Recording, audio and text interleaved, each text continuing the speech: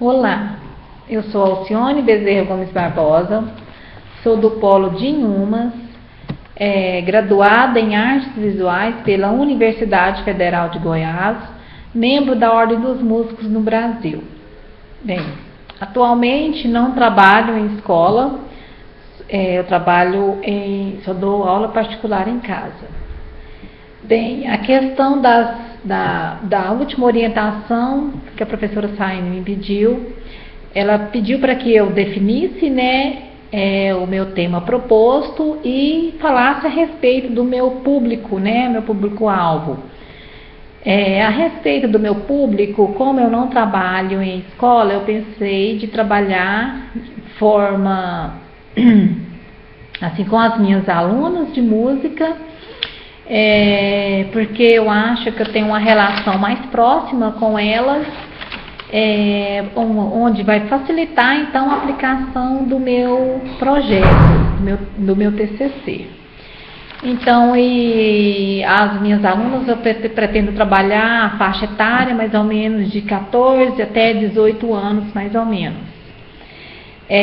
Agora, a respeito do meu problema, como eu penso em trabalhar a criticidade, a autonomia dos alunos a respeito das imagens na nossa contemporaneidade, então eu tentei afunilar, pensei muito e cheguei a um resultado. Não sei se ainda está de acordo, mas se tiver a gente vai tentando, trabalhando até chegar num ponto positivo.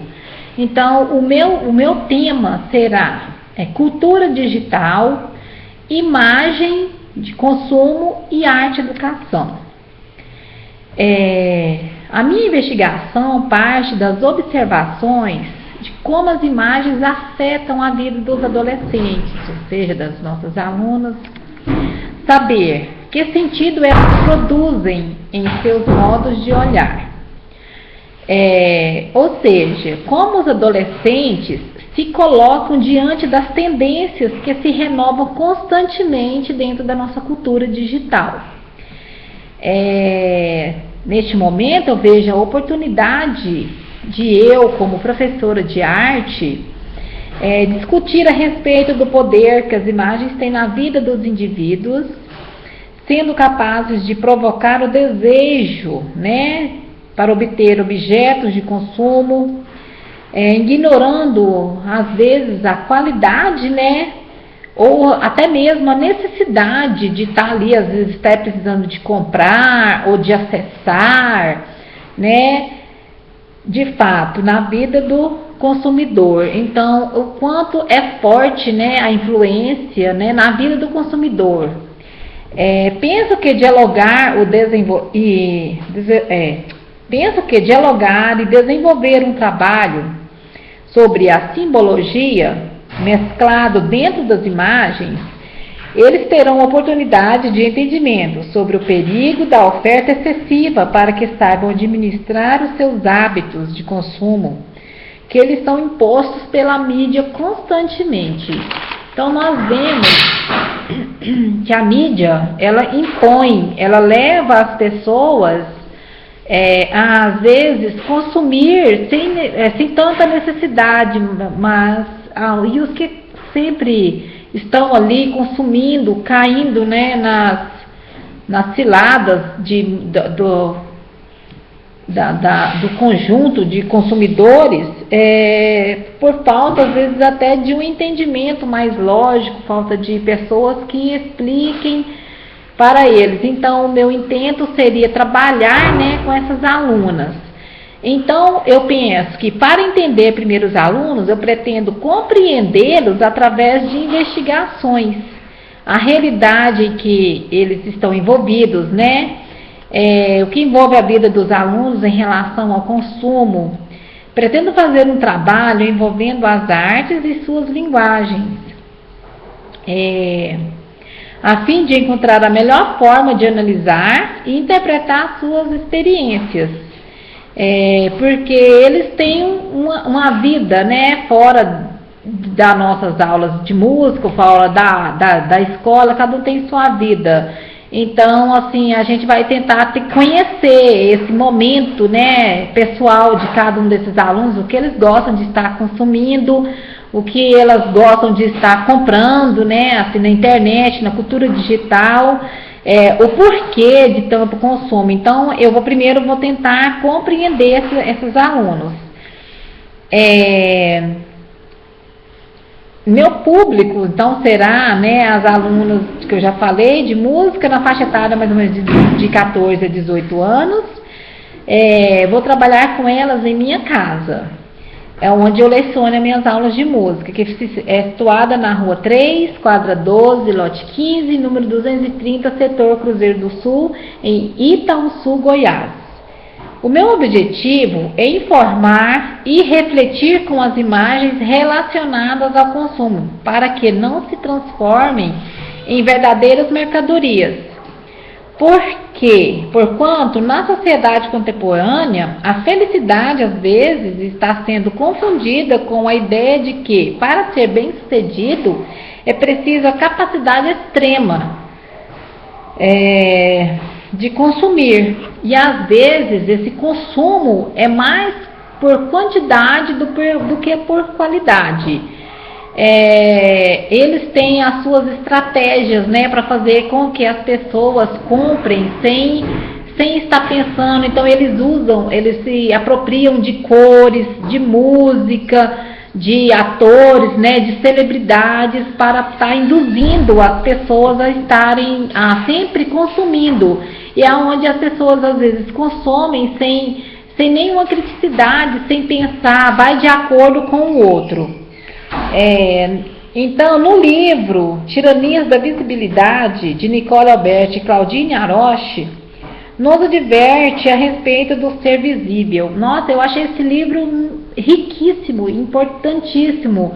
É um livro que, se todo cidadão tivesse a oportunidade de ler e interpretar, com certeza nós estaríamos assim colocados assim bem diferente. As pessoas poderiam ter assim uma chance de escolha, saber lidar com todas essas tendências e saberiam por onde caminhar. Às vezes, se caísse uma vez, na segunda vez eles conseguiriam desviar o seu caminho para não cair de novo, às vezes em tentações e em lugares que já tinham errado.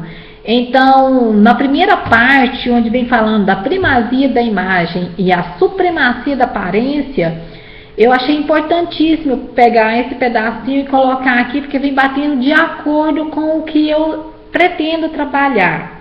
Bem, na página 15, no primeiro parágrafo, diz: a injunção da visibilidade parece concomitante ao advento de uma sociedade da imagem, da qual a tela é o símbolo principal. Então, esse símbolo principal, a qual vem na nossa era agora digital, né? Nós vemos falando do computador, das telinhas dos celulares, dos notebooks, do computador. Então, como se diz, as pessoas estão apaixonadas por essa tela. Então, eles vivem um mundo praticamente simbólico, diferente da realidade. Às vezes eles agem de acordo com o que as pessoas vão lhe dizendo para agir, e eles, sem pensar, estão dando continuidade, pegam a fila e vão andando sem perceber que estão entrando numa fria, né? A verdade é essa. Então, eu sinto, deste modo, a necessidade de discutir a cultura digital, tentando abordar a importância da visualidade.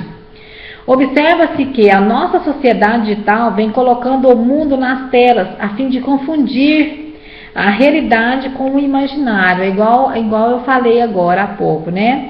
Então, eles se apropriam muito das aparências, né, das imagens, para que possa confundir, levar as pessoas a agirem sem conscientizar. Então, destaco a força sobre a visualização das imagens contemporâneas, o quanto influenciam, trazendo possíveis sensações de prazer, quando se está diante daquilo que parece ser desejável aos nossos olhos ou aos olhos dos nossos alunos. Então a gente tem que tomar muito cuidado e tentar abrir os olhos dos nossos alunos também. Claudine Aroche, na página 17, terceiro parágrafo, define que a evolução das tecnologias, marcada por uma aceleração cada vez mais forte, supera progressivamente os indivíduos, até impedi-los de compreender o que eles fazem e o mundo no qual vivem. Então, aqui diz tudo, né? É praticamente o que eu coloquei acima. Então, então a gente está assim no mundo assim bem, a gente está num caso preocupante. Então precisa ser realmente trabalhado essa parte. Então, se o aluno conseguir compreender o que a gente vai passar para ele, será de grande valentia na vida deles futura. Eu penso que para trabalhar em favor da criticidade e autonomia desses alunos na contemporaneidade, para aguçar a observação, é fundamental caminhar pela abordagem triangular de Ana B. Barbosa. Por isso, eu falei que ia trabalhar os eixos, os 3 eixos principais da abordagem triangular, porque eu acho muito importante que para o aluno que venha ter criticidade, autonomia diante das suas escolhas, é fundamental esses 3 eixos, porque eles fazem com que o aluno, as 3 fases, faz com que ele venha refletir, né, diante das suas ações.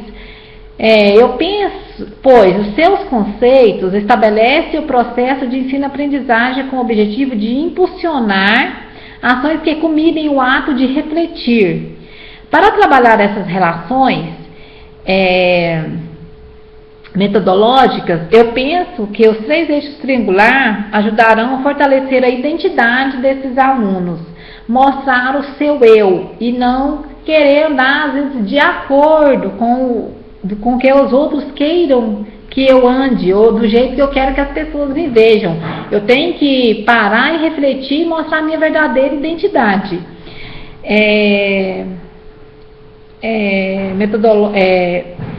Então, eu penso em trabalhar os 3 eixos triangular, porque eles ajudarão a fortalecer a identidade do aluno, pois são fundamentais para que o aluno mergulhe, pesquise e reflita a respeito de cada posição que a cultura digital lhes impõe. Então, eu penso que se a gente trabalhar dessa forma, trabalhar as partes importantes na vida desses alunos, eles poderão refletir, pensar, né, com consciência. Eles poderão fazer um exame de consciência. Às vezes até a comunicação, depois do que a gente falar, a comunicação com a consciência, se realmente eles estão andando sem examinar sua consciência, né? Eu acredito que através do senso crítico, depois de um bom trabalho, o indivíduo aprende a buscar a verdade, questionando e refletindo. Aí ele vai aprofundar sobre cada assunto do que lhe é imposto, né? Do que é conversado, do que é falado.